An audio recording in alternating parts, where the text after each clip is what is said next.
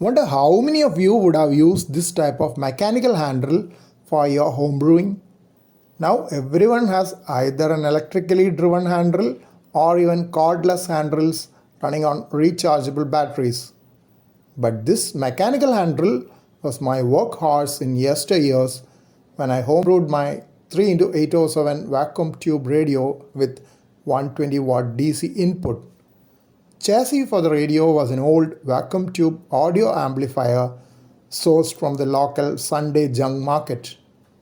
I had to drill multiple holes for all the components, right from the 600 volt AC transformer supplied by a local ham friend. The existing holes on the chassis would not suit for the new components in all locations. Even drilling a small hole was quite a tough job.